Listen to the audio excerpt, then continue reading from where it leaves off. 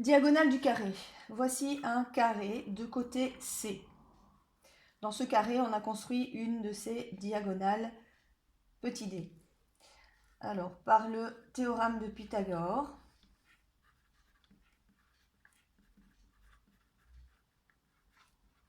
donc le carré de la mesure de l'hypoténuse. Ici, pourquoi peut-on appliquer le théorème de Pythagore? Donc la diagonale du carré nous détermine un triangle, rectangle, isocèle, puisque ici on retrouve deux fois la mesure du côté du carré. Et donc dans ce triangle rectangle, on a donc l'hypoténuse et les côtés de l'angle droit de mesure C. On peut donc appliquer par le théorème de Pythagore la formule de Pythagore. Donc d carré égale c carré plus c carré. C carré plus c carré, deux termes semblables, on réduit, nous donne 2c carré. Et donc la diagonale D égale la racine carrée de 2c carré. Et nous allons extraire le carré de la racine carrée. C'est une expression algébrique et donc on en déduit que la diagonale du carré égale, j'extrais racine carrée de c carré, donc c'est en dehors de la racine. Et il me reste 2 sous le radical. Et donc la formule de la diagonale du carré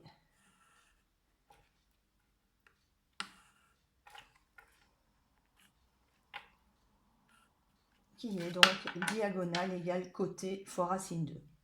Je vais donc appliquer cette formule pour retrouver des valeurs trigonométriques particulières.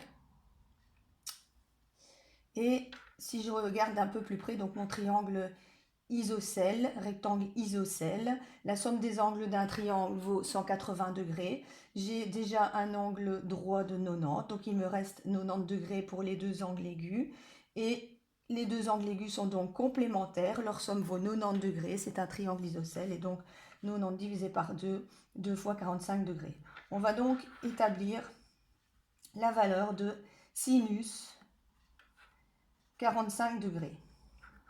On reprend donc la formule trigonométrique de sinus, donc qui est égale au rapport entre la mesure du côté de l'angle droit opposé à l'angle de 45 degrés et la mesure de l'hypoténuse. Et donc si je regarde cet angle ici de 45 degrés, sinus 45 degrés, côté opposé, donc c'est C, sur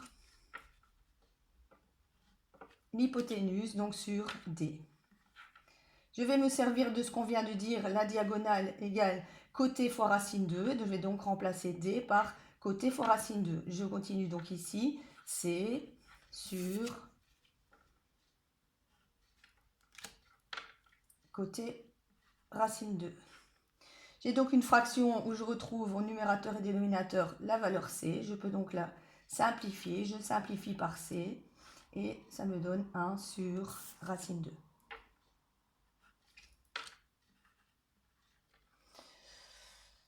On va ne pas laisser cette valeur comme celle-ci. On a appris à rendre rationnel le dénominateur d'une fraction. Et donc, on va multiplier par racine 2 le dénominateur et le numérateur pour obtenir donc racine 2 fois racine 2, 2. Une fois racine 2, racine 2. Et donc, la valeur de sinus 45 degrés égale racine 2 sur 2. Alors, étant donné que les angles de 45 degrés sont complémentaires, le sinus de l'un est égal au cosinus de l'autre, et donc le sinus de 45 degrés est égal au cosinus de 45 degrés.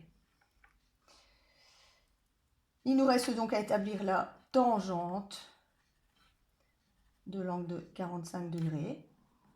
On va se servir d'une formule fondamentale. La tangente est le rapport entre le sinus et le cosinus. Donc tangente 45 degrés, sinus 45 degrés divisé par cosinus 45 degrés. Je remplace par la valeur ci-dessus. Sinus 45, racine 2 sur 2, cosinus 45, racine 2 sur 2. J'ai donc racine 2 sur 2 sur racine 2 sur 2. Et donc un nombre divisé par lui-même, eh bien, je trouve la valeur 1. Et donc nous pourrons compléter un tableau de valeurs particulières, les sinus, cosinus et tangentes de l'angle de 45 degrés qu'on vient de voir. Et on peut donc compléter le tableau. Sinus alpha, si alpha vaut 45 degrés, mais racine 2 sur 2, cosinus 45, racine 2 sur 2, et tangente 45, 1.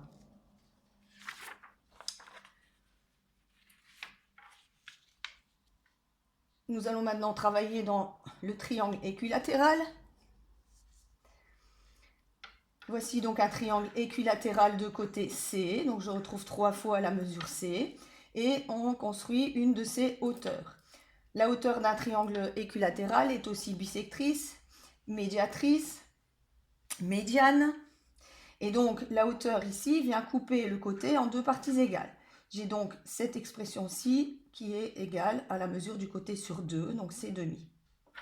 On va travailler dans le triangle rectangle ici, l'angle droit, la hauteur, et C demi, et l'hypoténuse, la valeur de C.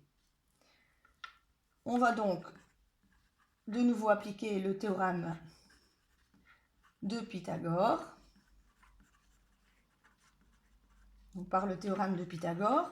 Donc l'hypoténuse ici, donc C carré, mesure au carré, égale la somme des carrés des mesures des côtés de l'angle droit, donc C carré égale H carré plus C demi au carré.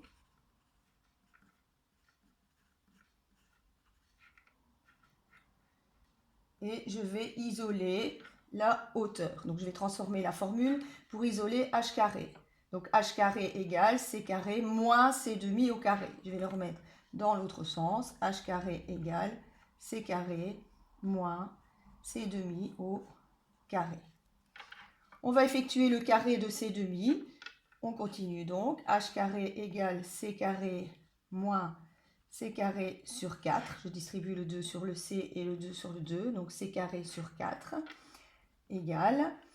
J'ai une différence entre deux termes, j'ai des quarts. Il faut que je réduise les deux termes au même dénominateur. C carré égale 4C carré sur 4 moins C carré sur 4. On va donc retrouver H carré égale 4C carré sur 4 moins 1C carré sur 4. Ça me fait 3C carré sur 4. Et il nous reste à calculer donc H en prenant la racine carrée de 3C carré sur 4. On va extraire de la racine les carrés parfaits. La racine carrée de C carré égale C, donc je vais extraire C carré et donc on va obtenir la hauteur égale à C. Il va me rester sous le radical 3 et racine d'un quart, puisqu'on a 3C carré sur 4, la racine d'un quart égale 1 demi. Je vais donc extraire le 4 de la racine et donc on va retrouver 2, ce qui nous donne au final la hauteur égale côté racine 3 sur 2.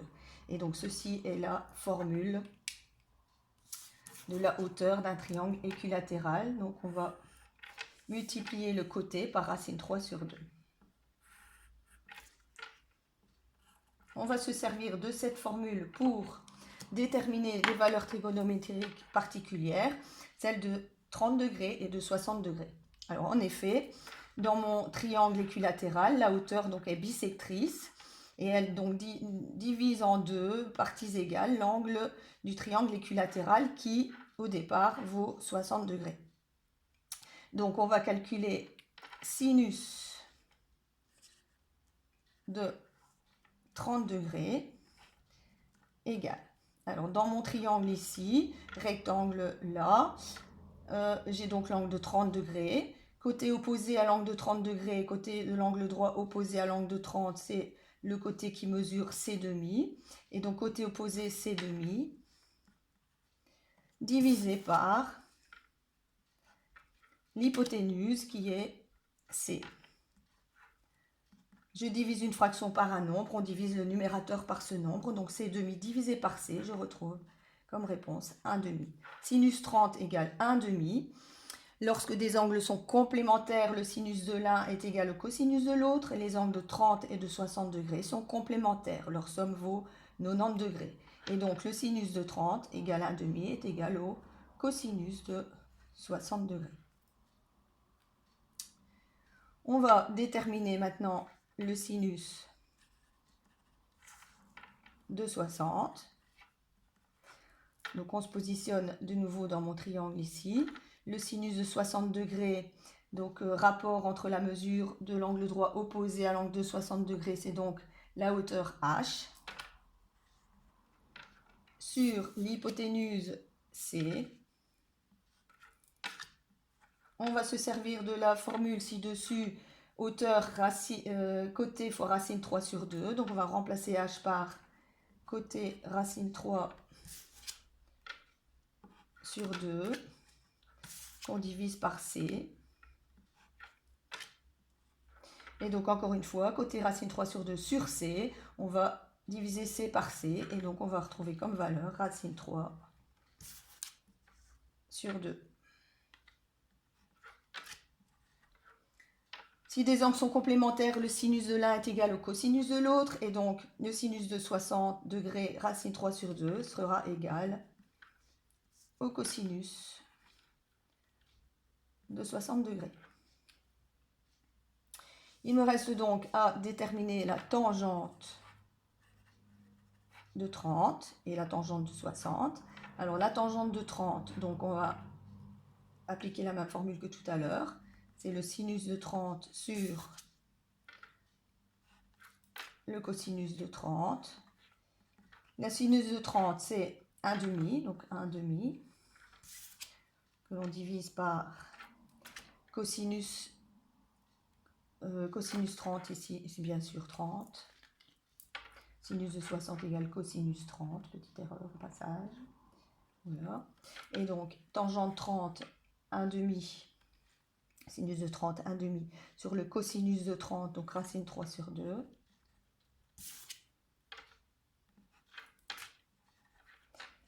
On divise une fraction par une fraction, revient à multiplier la première par l'inverse de la seconde. 1,5 fois 2 sur racine 3, et on va simplifier par 2. Et donc on obtient 1 sur racine 3, qu'on ne va pas laisser sous cette forme-là. Nous allons rendre rationnel le dénominateur en multipliant par racine 3. Et donc on va obtenir racine 3 sur 3.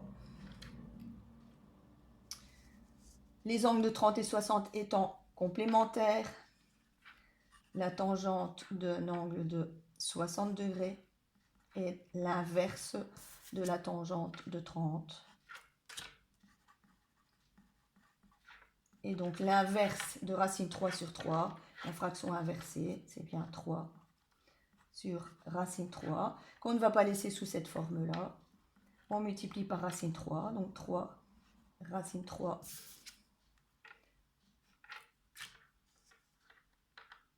sur 3, et on simplifie par 3, et donc égal racine 3. On peut donc compléter le tableau de valeurs particulières. Le sinus de 30, 1,5, égale au cosinus de 60, 1,5. Le sinus de 60, racine 3 sur 2, égale au cosinus de 30. Et les valeurs des tangentes, tangente 30, racine 3 sur 3, et tangente 60, racine 3.